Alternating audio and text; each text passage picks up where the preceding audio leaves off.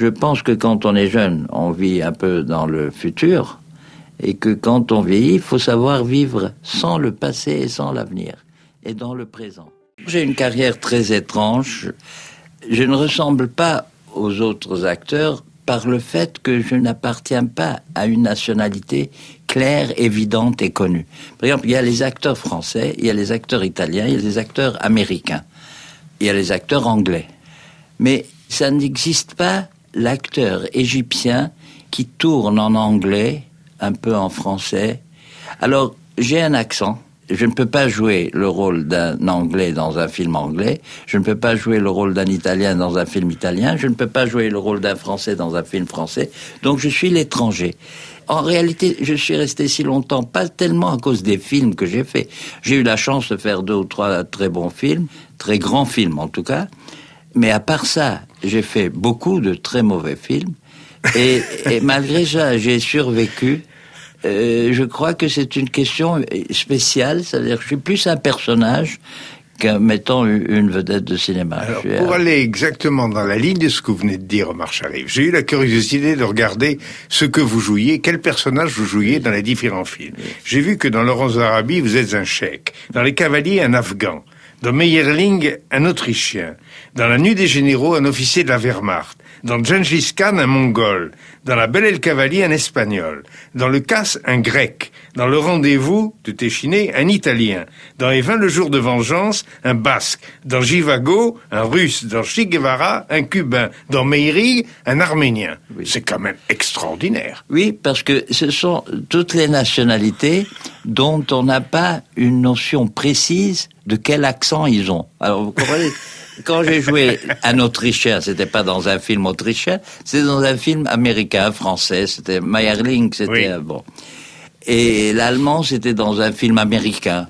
Les Russes, alors par contre, les Russes, ils m'ont fait jouer souvent, parce que les Russes, à cette époque-là, avant, quand il y avait encore le rideau de fer, les gens ne savaient pas comment parlaient vraiment les Russes. Alors, les producteurs se demandaient quelle nationalité il fallait me faire jouer, puisque j'étais limité par cet accent un peu indéfinissable, à consonance orientale quand même, mais pas nord-africain, où j'ai pas un accent d'Afrique du Nord, j'ai un accent comme ça. Quand vous parlez anglais, quel est votre accent? J'ai un accent. Je parle 6 langues couramment avec un accent. Voilà. Je n'ai aucune langue maternelle, je ne parle aucune langue parfaitement, et je ne parle aucune langue sans accent. C'est l'arabe quand même. Non, ce n'est pas tellement l'arabe, parce que bon, à la maison, chez nous, au Caire, on parlait français mélangé d'arabe, puisque mes grands-parents, mes arrière-grands-parents étaient d'origine libanaise. Alors, je ne sais pas si vous connaissez des Libanais, ils parlent le français avec l'accent épouvantable, et ils mettent quelques mots d'arabe au milieu des phrases. Et alors, on parlait comme ça. Dans la rue, je parlais arabe, mais j'étais à l'école anglaise. Je lisais plutôt en français, j'adorais la littérature française. Puis alors, j'ai appris l'italien parce que j'aimais l'opéra, j'ai appris l'espagnol parce que j'ai fait beaucoup de films en Espagne, et que j'ai installé ma famille en Espagne au temps de Nasser, parce que je voulais pas rester pendant le régime militaire. Et donc, j'ai appris à parler couramment l'espagnol, puisque j'ai de la famille espagnole. Voilà. Alors, vous parlez donc de votre jeunesse. Le fait d'être comédien, ça vous a toujours trotté dans la tête, puisque à l'âge de 12 ans, vous montiez des petites pièces. Vous jouiez déjà. À l'école, oui. À l'école anglaise. Vous savez, moi, j'avais une mère qui avait décidé, le jour où j'étais né, que j'allais être quelqu'un d'important. Elle savait pas en quoi, mais elle avait décidé qu'il fallait absolument que je sois quelqu'un d'important. Et moi, la première école où je suis allé, c'était une école française, c'était chez les frères, au Caire. Il y avait une école de frères. Et là, à l'âge de 10 ans, je suis devenu gros. Et ma mère n'a pas supporté de me voir gros, parce qu'elle s'est dit, un homme qui réussit ne peut pas être gros. Il faut être beau, il faut être mince, il faut... Et alors, elle a eu un plan diabolique pour me faire maigrir. Elle m'a mis pensionnaire dans une école anglaise, parce qu'elle s'est dit qu'il va pas pouvoir supporter la nourriture anglaise, c'est tellement mauvais. Elle a eu raison. En 1 an, je suis devenu mince. Et la deuxième chose que ça a fait pour moi, c'est que ça m'a fait apprendre l'anglais. Et si je ne connaissais pas l'anglais, je n'aurais pas fait Laurence d'Arabie, j'aurais rien fait. Toute la carrière j'aurais été un gros marchand de bois, probablement. comment cette carrière a débuté? Ça a débuté avec Youssef Chahine, en fait. Oui, bon, à l'école anglaise, je faisais un peu de théâtre, ça me plaisait beaucoup. Mais mon père avait une affaire de bois. C'était une affaire de famille qui était transmise de père en fils. Et j'étais fils unique et il ne supportait pas l'idée que je ne prenne pas sa succession. Puis à l'époque, c'était honteux d'être acteur. Alors je suis allé, j'ai fait pendant 2 ans, j'ai été commerçant en bois. Donc j'ai travaillé chez mon père, mais je faisais tout mal, exprès. Bon, alors mon père a vu que je n'avais pas d'avenir dans le commerce. Il m'a dit, bon, alors fais ce que tu veux. Bon, tu pars en Angleterre, tu fais ce que tu veux. Alors je prends mon billet d'avion, je m'inscris à la Royal Academy of Dramatic Arts en Angleterre pour faire une audition. J'avais préparé une scène de Hamlet pour mon audition. Et j'étais en train de prendre un thé juste quelques jours avant mon départ dans un fameux salon de thé au Caire qui s'appelait Groppy. Et je vois un jeune homme, parce qu'il était encore un jeune homme, Youssef Chahine, qui vient me dire « J'ai entendu dire que vous voulez apprendre à être acteur. » Je lui dis « Oui, effectivement, je pars en Angleterre. » Il m'a dit « Vous savez, moi je tourne un film là, et j'ai besoin d'un jeune homme de 20 ans pour faire le premier rôle dans ce film. C'est avec la plus grande actrice du monde arabe, ce film, et il faut que je vous fasse un essai, et il faut que l'actrice vous accepte. » Donc j'ai dit d'accord, j'ai fait un essai, c'était pas mal. Et puis je suis allé voir l'actrice, j'ai pris le thé chez elle, et elle m'a dit, très méchamment, jouez quelque chose, s'il vous plaît. C'est honteux de dire à quelqu'un jouer quelque chose, c'est embarrassant. Alors comme je savais qu'elle comprenait pas vraiment l'anglais, alors je lui ai joué ma scène de Hamlet en me disant, elle va avoir honte de dire je ne comprends pas ce qu'il dit. Elle va dire c'est très bien, vous en semblant de comprendre.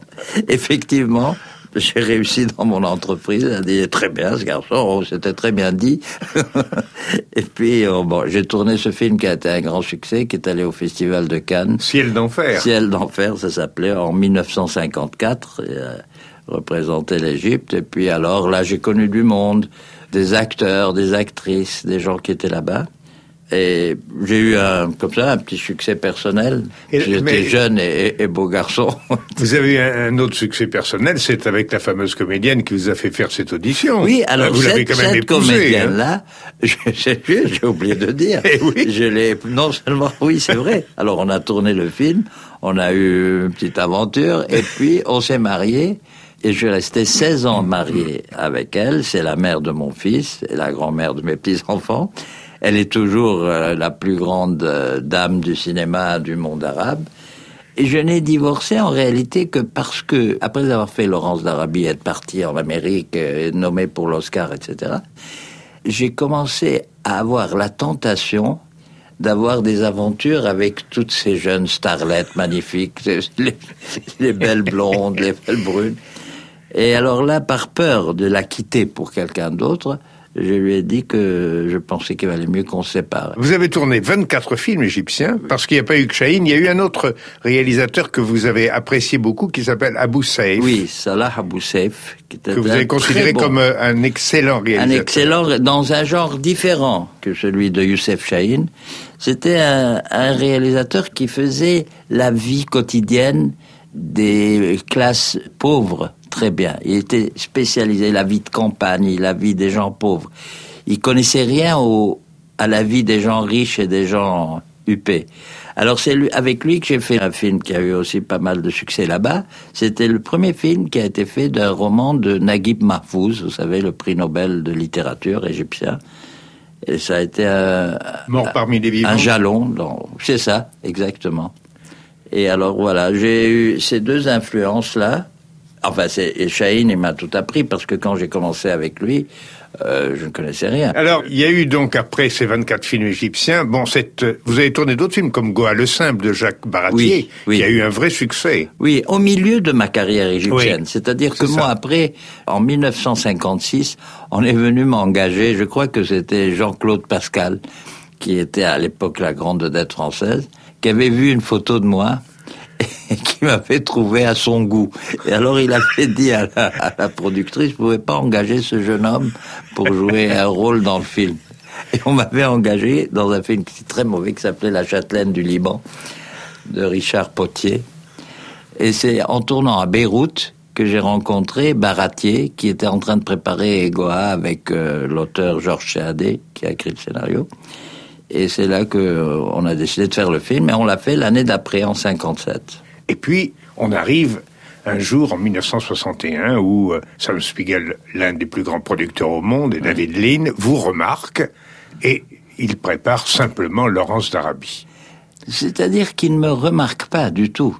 Ce qui est arrivé, c'est une histoire encore assez miraculeuse, c'est que ils ne trouvaient pas un acteur, ils n'avaient pas trouvé. Ils avaient pensé à Horst Buchholz, qui venait de faire... Qui était une grosse vedette à l'époque. Qui était une vedette, il venait de faire Les 7 mercenaires, le film, oui. Et puis, bon, David Lean avait quelques réticences, et puis ils avaient pensé je ne sais plus à qui. Et puis, David Lean est allé préparer son tournage en plein désert, sans avoir encore engagé de comédien. Et Spiegel, qui s'est affolé, a engagé Maurice Ronet pour jouer ce rôle-là. Il lui a fait son contrat et il l'a envoyé au désert pour se préparer. Et David Lean l'a vu arriver dans le désert avec des yeux verts. Maurice, il avait des yeux verts. Et il a dit à Spiegel, il a dit, écoute, ça va pas. Je ne veux pas quelqu'un avec des yeux verts. Je veux un vrai arabe, voilà, qui n'ait pas l'air d'un Européen déguisé. Et sur ce, David Lean, derrière le dos de Spiegel, il a dit à son assistante, apportez-moi les photos de tous les acteurs arabes qui existent. On a apporté, je sais pas combien, des centaines de photos. Et il a sorti la mienne et il a dit, si ce garçon parle anglais, faites-le venir que je lui fasse un essai. Mais Omar Sharif, quand vous avez tourné le film et juste après l'avoir terminé, vous êtes rendu compte que Laurence d'Arabie était un rôle qui vous propulsait comme vedette internationale et mondiale? Pas du tout. Vous savez, quand on est un arabe et qu'on joue un rôle d'arabe, c'est très difficile de faire carrière quand on s'est rendu célèbre en jouant ce qu'on est. Donc vous pensiez que ce rôle était un rôle? J'avais l'espoir de devenir un acteur de second rôle, comme ça, où je pourrais travailler longtemps, sans avoir à porter des films sur les épaules. C'était mon ambition d'arriver à être, si vous voulez, un espèce d'Anthony Quinn, plus jeune, pour plus tard. Voilà, je me suis dit, je peux peut-être faire une carrière comme ça. Donc vous avez joué des rôles ensuite de séducteur dans différents films. Malheureusement, non, c'est pas ça. C'est que après ça, j'ai fait Le Docteur Zhivago, qui 3 ans après Zhivago. Alors là, Zhivago, c'était devenu un premier rôle, une star, quoi, voilà.